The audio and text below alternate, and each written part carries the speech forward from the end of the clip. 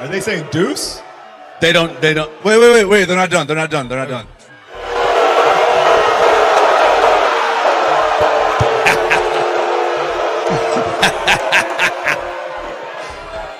What's going on, y'all? We're good, man.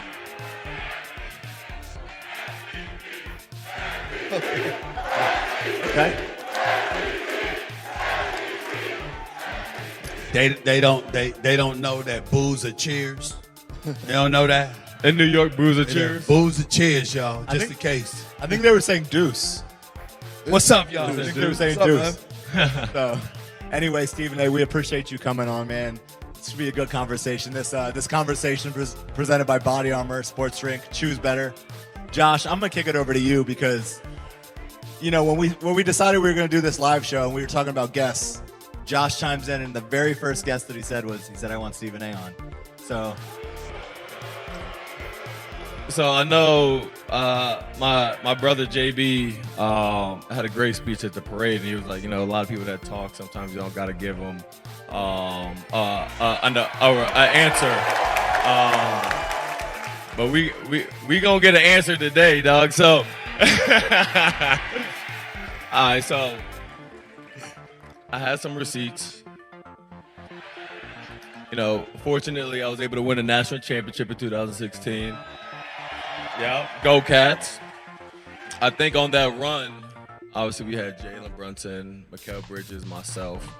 And I think, you know, this is not word for word, but I think the quote was they don't have any real NBA prospects on that team. So I think we had that. Sure. After that, we had some good banter this season. Yeah. With you had a good little Mikal rant where, you know, Mikal had a little bit of a rant, little bit of a struggle in the middle of the season. Obviously, that's my dog, so I come to his defense. I think you might have told me to be the hell quiet and shut up and go somewhere, but we are now sitting here with that golden trophy right there to your right. So we have this beautiful platform in front of everybody here and on ESPN. Can you sit here and admit that you were wrong? Say what? I said, can you sit here and admit you were wrong? I can't hear you. You were Apologize. wrong. Yo, y'all. Hold on. Let him hold on. Let him talk. I'm a grown ass man. I was beyond wrong. Okay, there we go. I apologize to this brother on national television. I'm apologizing to you. I'm apologizing to the entire Knicks organization. But let me be very, very clear. I have never been more happy to be wrong in my life. Let's be very, very clear. I came out of the womb a Knicks fan. I'm 58 years old. The last time the New York Knicks won a title before last Saturday, I was 4. I saw it all. Saw the 80s. I saw the Charles Smith play. I saw all the plays. I saw draft picks there wasn't. Think about this for a second. And instead of booing, just listen to me for 1 second. Let's go. If you're a genuine Knicks fan, you can relate to where I'm going. Not only are you struggling, you get to the finals in the 90s. 94, it don't get done. 99, you didn't have a chance because Ewing had the Achilles. Draft picks come along. We got the 8th pick in 2009. Steph Curry going number 7. We got number 3 pick the year Zion and Ja go number 1 and 2.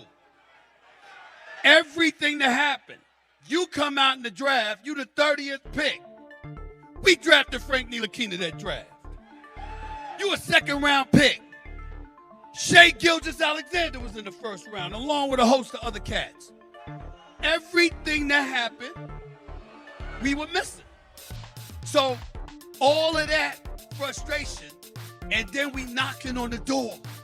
And it's last year, and it's like, all right, stuff don't go right. All right, we coming back this year. Season started before a game played.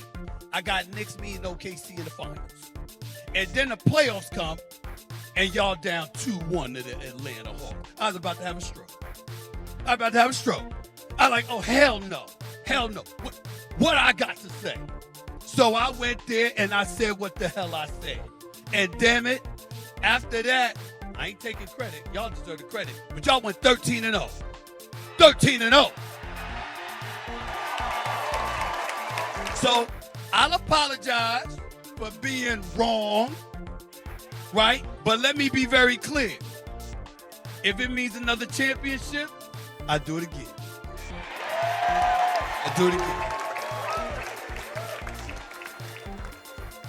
So when Stephen A mentioned Atlanta and what he said, and then what sort of came after that, when you guys are in the heat of a playoff series, you're down 2-1, how much are you looking into that outside noise? How much is the media and the things that Stephen A and his colleagues are saying? Like, is that creep into the locker room? What does that look like for you guys? I honestly don't think we thought about it or even heard it. Actually, we probably heard it, but definitely didn't think about it, definitely didn't talk about it with each other, because, I mean, the moment we start talking about that stuff, and that stuff creeps into your mind. So the one thing that we always did was, whenever we walked in the mailroom, they usually had ESPN on. I usually turned it off, because I was like, we don't need to listen to anything right now.